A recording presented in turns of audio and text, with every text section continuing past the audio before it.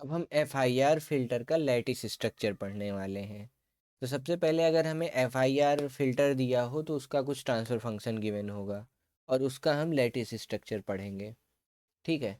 तो अगर मैं एक ऐसे जनरल ट्रांसफ़र फ़ंक्शन कंसीडर करता हूँ HM, ठीक है, HM of finite input impulse response function, ठीक है, 1 plus summation k is equal to 1 से लेकर के m तक, ठीक, beta of m at k Z की पावर माइनस k, ये हमको ट्रांसफर फंक्शन गिवन हो सकता है फॉर m ग्रेटर देन और इज इक्वल टू 1, ठीक है। तो अगर m का जीरो होगा, मतलब अगर m की वैल्यू जीरो होगी तो ऑर्डर 1 का फिल्टर हो जाएगा for m equal to zero, ठीक है। अगर m की वैल्यू जीरो है तो ये लूप रन ही नहीं करेगा, ठीक है। तो कहने का मतलब ये होगा HM of Z should be equal to then 1, ठीक। तो जीरो ऑर्डर के फिल्टर, वैसे जीरो ऑर्डर का क्या ही फिल्टर होगा, ठीक है, आउटपुट इक्वल टू इनपुट, वही जीरो ऑर्डर है। तो first order, second order, third order, ऐसे हम फिल्टर डिज़ाइन करते हैं और उनका लैटिस स्ट्रक्चर बनाते हैं। तो ये जो इक्वेशन हमको दिख रही है HM ऑफ जेड समथिंग, इसको मैं Y Z output upon input के फॉर्मेट में ट्रांसफर फंक्शन ऐसे लिख सकता हूँ, 1 plus summation k is equal to 1 से लेकर के m तक beta m of k into Z की पावर माइनस k, ऐसे लिख सकते हैं, ठीक है। तो अगर मैं इसको और एक्सपेंड करूं तो ये चीज़ लिखी जा सकती है y of Z is equal to x of Z plus summation k is equal to 1 से लेकर के m तक beta m of k Z की power minus k into x of Z, ठीक। अब अगर मैं दोनों तरफ इन्वर्स जेड ट्रांसफॉर्म ले लूँ, ठीक है, टेकिंग इन्वर्स जेड ट्रांसफॉर्म, अगर मैं दोनों साइड इन्वर्स जेड ट्रांसफॉर्म ले लूँ तो ये क्या बन जाएगा, y ऑफ n बन जाएगा, y ऑफ जेड, यानी जेड डोमेन से फिर से हम डिस्क्रीट टाइम डोमेन में वापस आ जाएंगे, equal to x of n हो जाएगा। इसका अगर बनाएंगे तो जेड की पावर माइनस k है यहाँ, तो अंदर में x of n minus k हो जाएगा, ये हो जाएगा summation beta m of k x of n minus k बन गया ये, और k इक्वल टू 1 से लेकर के m तक। अब इसमें डिफरेंट डिफरेंट केसेस हैं, उनका हम पहले सर्किट बनाएंगे, फिर फाइनल फाइनल तरीका सीखेंगे कि कैसे काम करना है इसमें। चलो, अब हमको जनरल इक्वेशन मिल गई है ये, ठीक। अभी जनरल इक्वेशन का यूज करके हम डिफरेंट डिफरेंट m की वैल्यूज के लिए इसको सॉल्व करेंगे, ठीक है, और एक फाइनल तरीका बनाएंगे कि कैसे हमको अगर m की अलग अलग वैल्यू दी गई हो तो हम सर्किट कैसे बनाएंगे, ठीक है, या ब्लॉक डायग्राम कैसे बनाएंगे इस फिल्टर का। तो ये हमारे पास एक इक्वेशन है, जनरल इक्वेशन है, ठीक है। और हमको चाहिए फॉर ऑर्डर 1, ठीक है।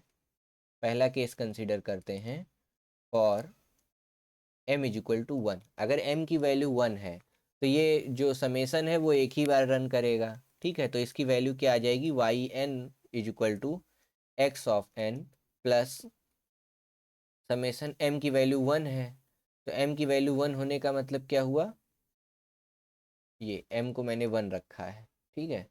तो ये बीटा m ऑफ 1 और x की पावर n माइनस 1, ठीक, ये आया। अब अगर हम इसका डायग्राम बनाएं, अगर इसका सर्किट डायग्राम बनाएं तो कैसे बनेगा, तो यानी एक इनपुट होगा, ठीक है, एक इनपुट होगा। तो यहाँ यहाँ जहाँ मैंने बीटा m लिखा है, अब m की वैल्यू 1 हो रखी है तो इस कांस्टेंट का भी नाम बीटा 1 ऑफ 1 हो जाएगा, ठीक है, ठीक। तो अब इसकी अगर मैं सर्किट बनाऊं तो x ऑफ n एक इनपुट है ऐसे, ठीक है, और ये आउटपुट पे भी मिल रहा है तो इस तरह, और फिर डिले भी हो रहा है, तो यानी इसमें जेड की पावर माइनस 1 से एक डिले भी लगा हुआ है, डिले लग करके, और यहाँ हमको मिल रहा है फाइनल आउटपुट वाई एन। अच्छा, एक कांस्टेंट से भी देखो मल्टीप्लाई हो रखा है, तो कांस्टेंट हम बीटा 1 ऑफ 1 भी लिख दिए। तो ये तो हो गया नॉर्मल स्ट्रक्चर जो अभी तक हम देखते आए हैं। डायरेक्ट फॉर्म स्ट्रक्चर कह सकते हैं इसको। ठीक, अगर हम इसी को लैटिस स्ट्रक्चर के फॉर्मेट में बनाएं तो कैसे दिखना चाहिए? वो कुछ इस तरह दिखेगा कि दो एडर दिखेंगे इधर से। ठीक है, उन एडर का क्या कहते हैं, एक तरफ डिले वाला पार्ट होगा, एक तरफ नॉर्मल, और ऐसे। ठीक है, इन दोनों को ज्वाइन किया गया है और यहाँ पे लगा हुआ है एक्सन। ठीक, अब यहाँ एक k1 कांस्टेंट से मल्टीप्लाई करके, और ये देखो जो यहाँ बीटा 1 था, इस केस में देखो ये है k1। ठीक है, इसका भी नाम k1 है, और हमें फिर यहाँ पे yn आउटपुट मिल रहा है। तो इसकी भी नेमिंग कर देते हैं जो बचे हुए एंड पॉइंट्स हैं। तो बेसिकली नेमिंग करते समय ये हो जाएगा हमारा a0 और इस पार्ट को बोलेंगे b0। इसको आउटपुट बोलेंगे तो a1n बोलेंगे इसको। ठीक है, जो कि yn के इक्वल है। ठीक है, और इसको b1 बोलेंगे। ठीक, अब ये देख करके हम कुछ सॉल्व कर सकते हैं, ताकि इसका ये जो वैल्यूज लिखी हुई a1 का मतलब, b1 का मतलब, ये सब क्या हो रहा है इस केस में, वो सब डिटेल में थोड़ा चलो देखते हैं। तो ये तो स्ट्रक्चर था, इसको उठा के किनारे रख देता हूँ। ये तो हमने जनरली बना लिया था। ठीक है,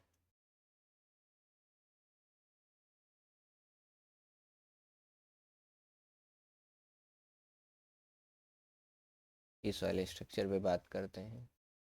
अब अगर मैं a0 की बात करूं या a1 की बात करूं यहाँ पे, तो a1 को हम क्या लिख सकते हैं? a1 की वैल्यू क्या होगी a1 की? a1 की अगर हम वैल्यू लिखना चाहें तो वो देखो यहाँ से x ये ऐसे गया हुआ है, यानी ये a0 लिखा हुआ है यहाँ, देखो a0 प्लस क्या लिखा हुआ है यहाँ, इसमें किससे ऐड हुआ है, b0 इंटू z-1, यानी b0 का शिफ्टेड वर्जन, b0 का n-1 हो गया, क्योंकि z⁻⁻1 ट्रांसफॉर्म डोमेन में है, इन्वर्स में क्या हो जाएगा, n-1 हो जाएगा। अगर x0 इससे मल्टीप्लाई होगा तो ये देखो xn-1 हुआ ना, यहाँ देखो z⁻⁻1 से अगर मल्टीप्लाई हुआ था जहाँ भी, तो b0 हो गया। इनटू k1 से मल्टीप्लाई है तो ये b0 है, बीटा नहीं है। ठीक है, b0 है, इनटू k1 से मल्टीप्लाई। और अगर मैं इस वाले आउटपुट की बात करूं, ये वाला जो आउटपुट आ रखा है, दूसरा आउटपुट, एक ये आउटपुट है, एक ये आउटपुट है, तो b1 की अगर मैं बात करूं तो उसको क्या लिख सकते हैं, उसको भी हम लोग कुछ लिख सकते हैं। ठीक है, तो b1 को हम क्या लिख सकते हैं, ये वाला इनपुट b0 और इन इसमें z⁻⁻1 से मल्टीप्लिकेशन है, तो यानी डिले करना पड़ेगा हमको, तो b0 ठीक है, और इसमें देखो x0 इंटू k1 से मल्टीप्लाई, ये x है ना, देखो ये ऐसे ऐसे xn यहाँ से गया, फिर k1 से देखो मल्टीप्लाई हुआ, फिर यहाँ आकर के ऐड हो गया ये यहाँ पे, तो प्लस k1 x। ठीक, अब अगर कुछ चीज़ें ध्यान, हाँ, ये a0 है यहाँ, अभी xn बाद में इक्वल होके आएगा k1 a0।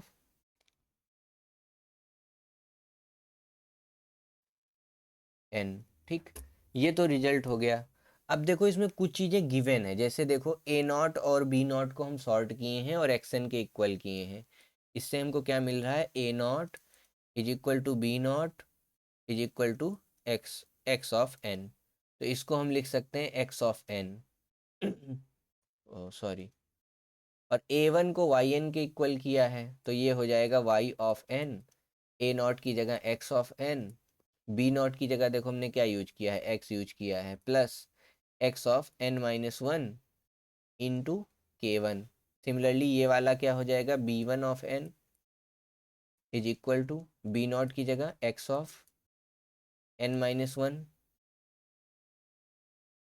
Plus X of N minus one plus k1 times क्या, k1 टाइम्स देखो एक्स एन, ठीक है। ये कुछ चीज़ें ध्यान रखने की हो गई। तो ये स्ट्रक्चर हो गया, उसकी इसी स्ट्रक्चर को देख के कंट्रोल सिस्टम डायग्राम देख करके हमने जस्ट इनपुट और आउटपुट वाली इक्वेशंस लिख दी हैं। अब ये तो एक केस हो गया अपना। अब यहाँ अगर हम कुछ चीज़ें देखें इस इक्वेशन को, तो चलो मैं इक्वेशन की नंबरिंग भी करते हुए चलता हूँ। इसको मैंने कहा ये पहली इक्वेशन है, इसको मैंने कह दिया ये दूसरी इक्वेशन है, ये तीसरी है, ये चौथी इक्वेशन है, पांचवी इक्वेशन में हमने m इक्वल टू 1 पुट कर दिया, तो ये जो इक्वेशन है ये पांचवी है, ठीक है। तो अगर मैं पांचवी इक्वेशन की बात करूं और छठी इक्वेशन की बात करूं तो इन दोनों में कुछ सिमिलरिटी है, ठीक है, फिफ्थ इक्वेशन और सिक्स इक्वेशन में। तो from fifth equation and six equation we have, क्या है हमारे पास, beta one is equal to K one, ठीक है। Beta one of one is equal to K one, एक ये रिजल्ट मिल गया। A not is equal to B not is equal to X N, और A one is equal to Y of N. तो ये हमने पहले वाले फिल्टर में देख लिया, ठीक। तो इसको जो है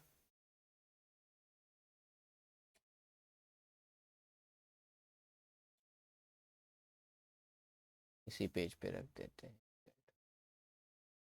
ठीक है। अब आगे चलते हैं। ये तो हो गया for order m is equal to one, for m is equal to two. अच्छा, जो यहाँ पे k हमने यूज किया है, इसी को k को हम क्या बोलते हैं, रिफ्लेक्शन कॉफिशिएंट, ठीक है। वेयर k क्या होता है, इसको बोलते हैं रिफ्लेक्शन कॉफिशिएंट लैटिस स्ट्रक्चर में, ठीक है। अब आगे की बात करते हैं, चलो। For order m is equal to two, m is equal to one था, अब हम टू के लिए चलो सॉल्व करते हैं, ठीक है। अगर हम टू ऑर्डर के लिए सॉल्व करेंगे तो जो हमारी इक्वेशन है, यानी सबसे पहले हम जो इस इक्वेशन की बात हमेशा करते आ रहे हैं, तो वो ये दोनों इक्वेशन है थ्री और फोर, ठीक है। तो इस इक्वेशन पे हम बात करते हैं, चलो।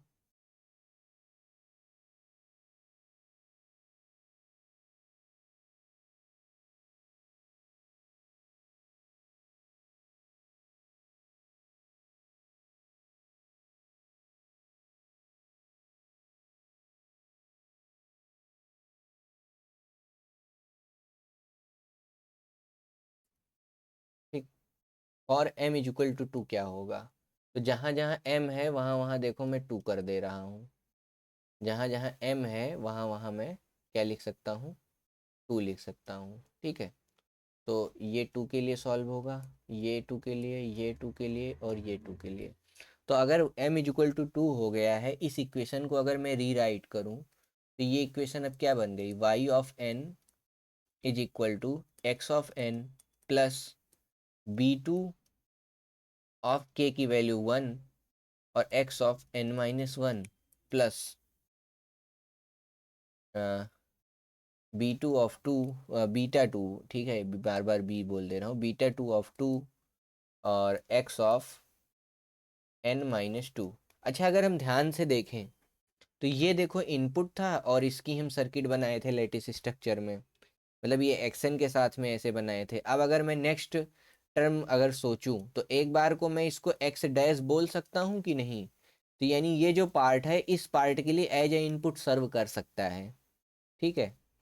तो चलो मैं इसका एक डायग्राम बनाता हूँ, लेटिस डायग्राम पहले,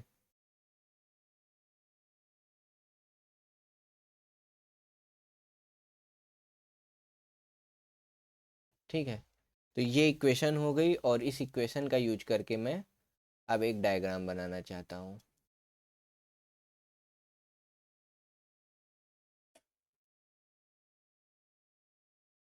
ये है, ठीक है।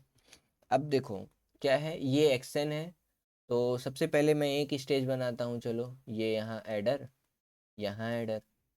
ठीक है, एक डिले एलिमेंट ले लिया z⁻⁻1, ठीक है, ये इससे जोड़ दिया, यहाँ एक इनपुट वाला पार्ट हो गया, ये दोनों इनपुट आपस में देखो सॉर्ट करके यहाँ xn आ रहा था, ठीक है, और यहाँ से एक कॉफिशिएंट मल्टीप्लाई हुआ था k1, इधर से एक कॉफिशिएंट इधर गया था, इसका भी नाम k1 था, ठीक। फिर एक और स्टेज बनाते हैं इसी में, तो ये वाला इनपुट देखो यहाँ से ले लिया, और बीच में फिर से z⁻⁻1, ताकि ये -1 और -1 मल्टीप्लाई हो करके क्या हो जाए, -2 हो जाए, ठीक है, ये हो गया। फिर ये यहाँ k2 हो जाएगा अगले स्टेज में, ठीक है, ये भी क्या हो जाएगा, k2 हो जाएगा, और एक आउटपुट यहाँ आएगा, एक आउटपुट यहाँ आएगा। तो मैं चलो इसकी फिर से नंबरिंग करता हूँ, नेमिंग करता हूँ। तो इस चीज़ को मैंने क्या बोला था, a0 बोला था, इस वाले को क्या बोला था, b0 बोला था, ठीक। ऐसे ही इसको क्या बोलेंगे, a1 बोलेंगे, और इस वाले हिस्से को b1 बोलेंगे। वैसे इस वाले हिस्से को क्या बोलेंगे, a2 बोलेंगे, या a2 ही हमारा क्या है, y यानी आउटपुट है। वैसे ही इस वाले को क्या बोलेंगे, b2 बोलेंगे, ठीक। तो अब अगर मैं इसकी इक्वेशन लिखना चाहें सॉल्व करके तो क्या आएगी, तो अगर हम डिफरेंट डिफरेंट स्टेज पे इक्वेशन लिखें, जैसे ये है और ये पॉइंट हम अभी के लिए कंसीडर कर रहे हैं, तो a1 क्या होगा, a1 देखो क्या आएगा, this part multiplied and this one added, ठीक है, वो क्या आएगा, पिछला भी हमने सॉल्व किया था, x plus k1 multiplied with z⁻⁻1 into X N, यानी x(n−1) हो गया, ठीक। सिमिलरली अब अगर मैं इसी कुछ में क्या बोल रहा हूँ, आउटपुट ऑफ फर्स्ट स्टेज, ठीक है, फर्स्ट स्टेज आउटपुट की इक्वेशन लिख रहा हूँ मैं। सिमिलरली अगर मैं b1 लिखूँ तो वो क्या आएगी, b1 की अगर मैं बात करूँ तो देखो ये a1 इंटू x2 हो रहा है, ठीक है, कैसे हो रहा है, ओ सॉरी, सेकेंड स्टेज नहीं, अभी फर्स्ट पे ही सॉल्व कर रहे हैं, ठीक है। तो यहाँ k1 और इंटू xn मल्टीप्लाइड है, और इधर से क्या, तो यानी k1 into X N plus दूसरा क्या है,